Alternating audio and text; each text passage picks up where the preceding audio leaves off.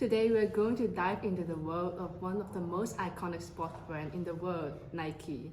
We will explore how their distribution strategies have evolved and how this change relates to principles in distribution management, including the three pillars of physical availability: presence, prominence, and portfolio.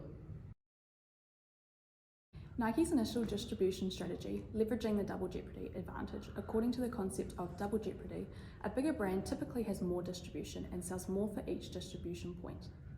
Initially, Nike followed this approach by selling their products in both large retailers like Platypus and JD Sports, as well as smaller outlets like Otago Sports Depot. This wider distribution helped them achieve a higher average customer value, meaning they were present in major and minor retail locations, which gave them a competitive edge with less competition, making sales easier. However, Nike recently ended partnership with up to 100 retailers in New Zealand, going against the idea of double jeopardy in distribution. Here is an explanation why. Firstly, people tend to shop in ways that are convenient and easily accessible. When a channel becomes less accessible, in this case the smaller retailer, fewer individuals choose to use it. Moreover, there's an inflection point where adding more distribution channels may not boost sales much initially, but after hitting this turning point, even a slight increase in distribution can lead to substantial sales growth. As a business, you'd want more distribution to expand your presence and boost sales. However, what if these additional distribution channels don't contribute much to your profits? We believe that Nike has reached this inflection point by cutting ties with smaller retailers who can't benefit from the duplication of law, because customers who shop at bigger stores are unlikely to shop at smaller retailers. Additionally, happy and loyal customers from smaller outlets may not significantly contribute to Nike brand growth, customer expansion, or attracting new buyers. Now let's examine Nike's distribution landscape in the context of the three pillars of physical availability. So when we talk about presence, it's all about where you can find a brand, right? Nowadays, businesses need to be smart about where they are available. You should consider a distribution mix. It's not just about having physical stores, it's also about having your own website, being on online platforms, and even having a mobile app. But here's the thing, Nike made a bit of a misstep. They decided to cut ties with about 100 small retailers and stop their online shopping service in New Zealand. So, the only places you can find Nike stuff in New Zealand now are their own stores. And they've got just 8 of those in the whole country, and some big retailers. It's like they've put up roadblocks for people trying to buy their stuff. You can't easily find their products when you want them, which is a problem. In physical stores, when they run out of a product, it means you can't get what you need, and you might end up buying from their competitors. On the flip side, online stores make it easier with features like saved shopping lists and reminders to help you remember what you've bought before. Plus, getting stuff delivered to your doorstep is pretty convenient, right? Nike canceled their online store, which seems to have lost some advantage with their limited distribution channels.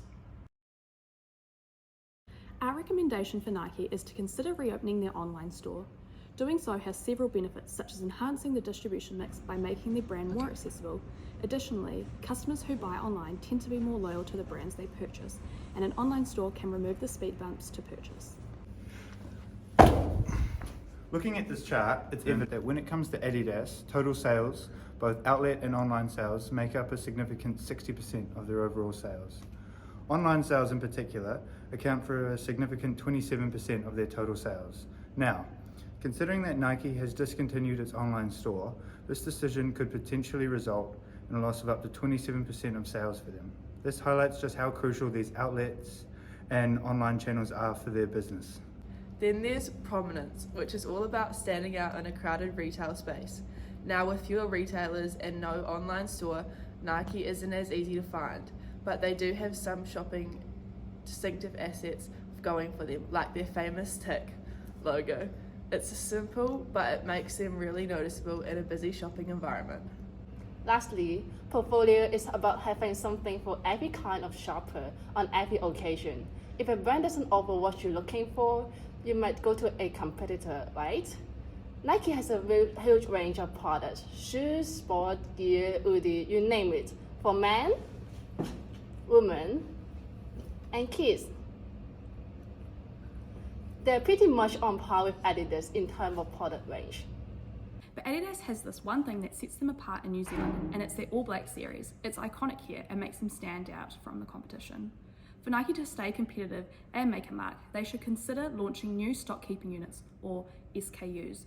One idea could be to roll out a line of eco-friendly items that resonate with New Zealand's strong commitment to sustainability. Nike can give priority to using materials like recycled plastics, organic cotton and sustainable leather alternatives in their range of products. They might want to think about expanding their offerings and increasing the variety of products they have on the market. Nike's distribution decisions have several impacts on portfolio management. The extent of your resources, the diversity of your channels and retailers, and your ability to launch new products all play a crucial role in determining the size of your product portfolio and consequently your market share. Despite Nike reduction in distribution channels, they reach a point where such reduction don't significantly impact them. Nike maintains a broad portfolio, which allows them to cater to various entry points in the sport market. However, it's important to note that when reducing the number of retailers, it may have an impact on specialist retailer stock keeping units in the long tail. These SKUs include unique variants like backpacks and accessories, which are essential for selling through specific retailers. These options help expand the brand's presence. These smaller niche SKUs are valuable additions to their product lineup, as they can generate sales that the core products such as sneakers might not be able to achieve. In conclusion, Nike's recent distribution strategies weaken portfolio management by reducing presence, prominence, and portfolio diversity. By reopening the online store and expanding the product range, Nike can strengthen its competitive position and continue to make a lasting impression in the dynamic world of sports apparel and footwear. We hope you enjoyed. Thank you for watching.